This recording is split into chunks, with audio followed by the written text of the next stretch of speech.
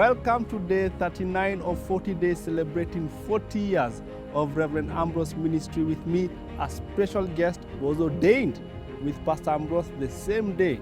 Congratulations, Deacon Gichane, for 40 years serving in ministry with Reverend Ambrose.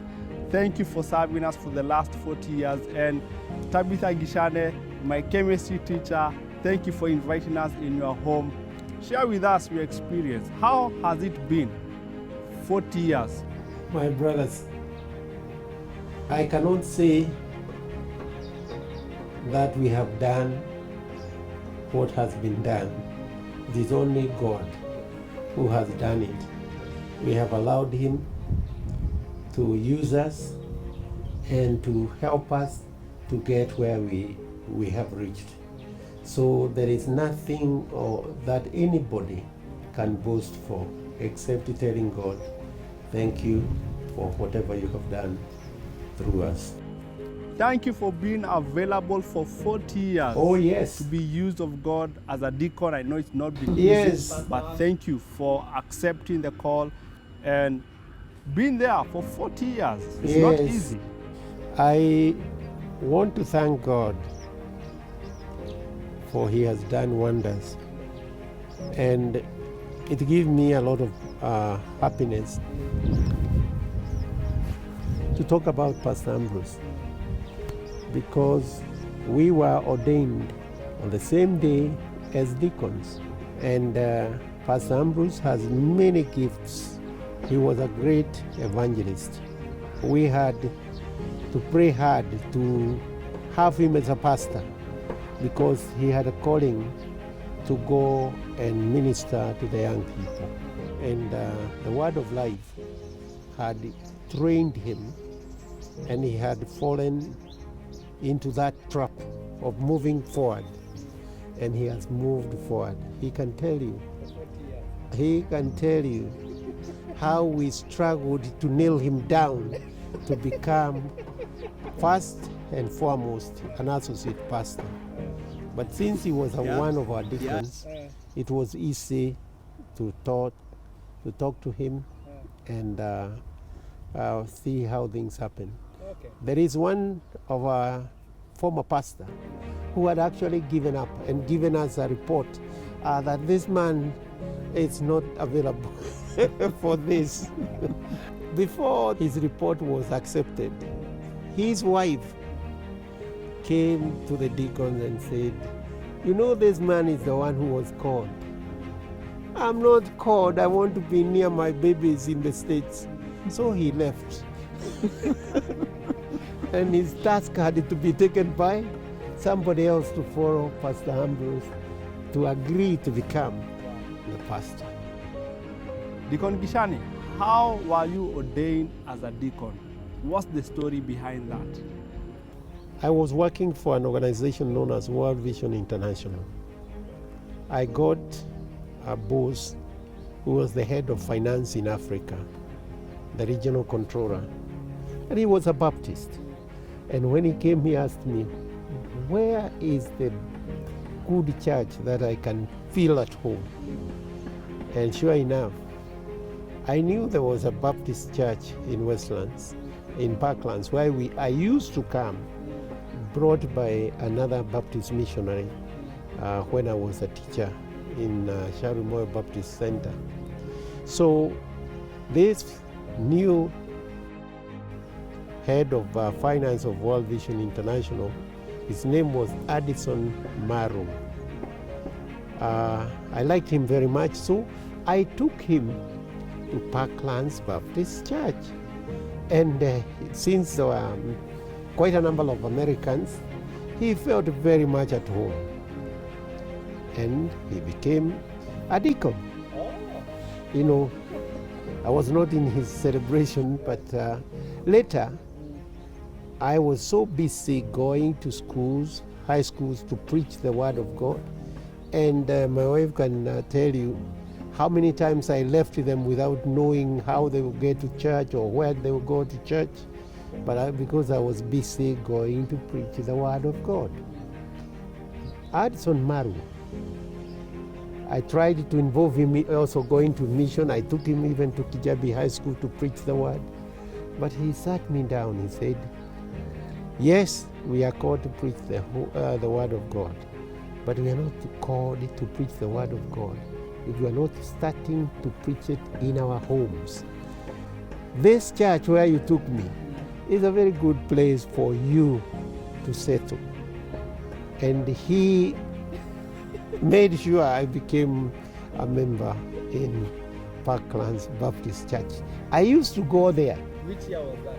From 1972. It's when I started teaching at Parklands, at Shaurimoyo Baptist Church.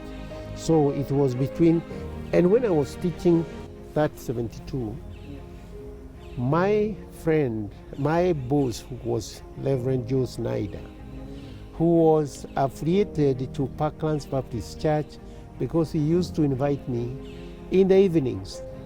I could not miss that one, because after the service, he used to take me somewhere and bought me hamburger. And I had not known, this was very delicious to me. Yes. So each evening, each Sunday evening, we used to... So No, she was not married. Oh, you're not married. he was not married. Yeah, I was not, So he was not going for word. He was going for the hamburger.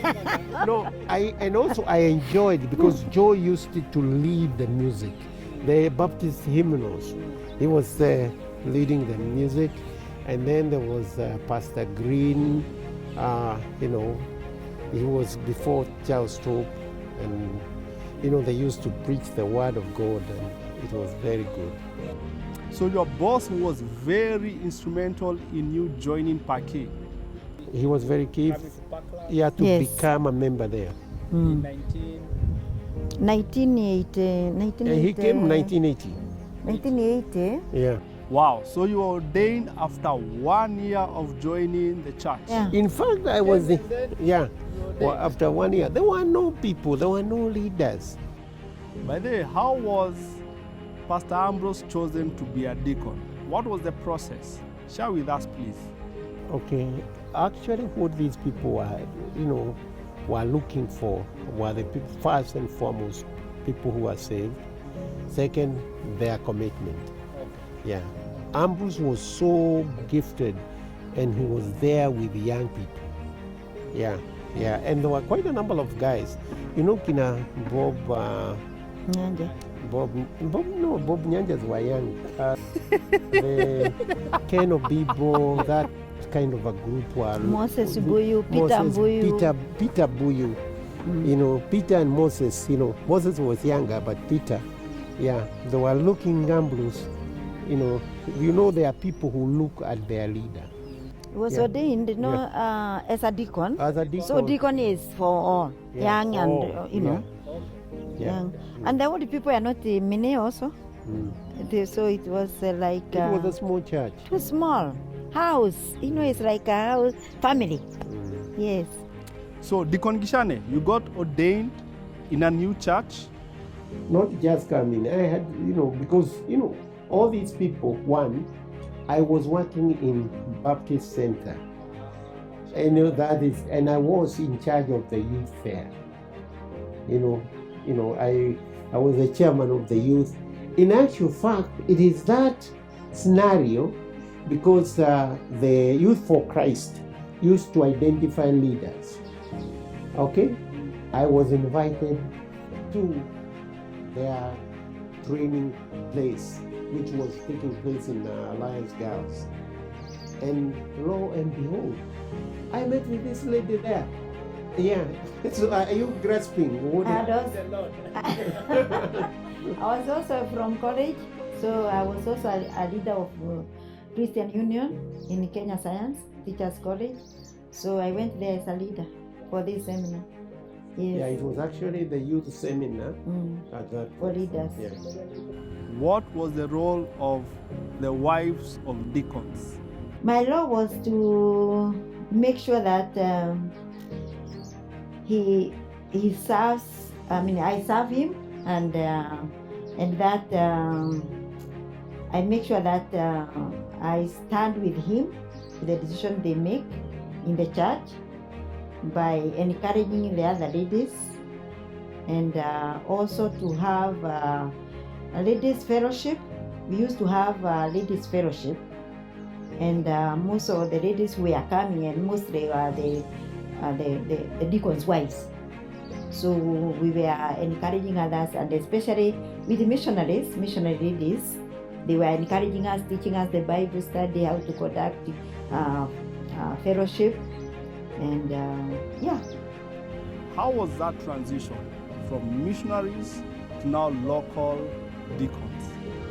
Well, it's very interesting because I thought we were going to stay the way things were. But these people, the pastors, the missionaries, seemed to have a limit. And we saw people change gear. You know, they were doing things themselves. Yeah, you know, in fact, it was very interesting because when Charles Top came and served in Parklands Baptist Church, there was a time we felt we cannot be able to replace or to have another pastor. Do you know we had to write and request and plead to the headquarters Foreign Mission Board for Pastor Top for his term to be extended as a pastor in Parklands Baptist Church.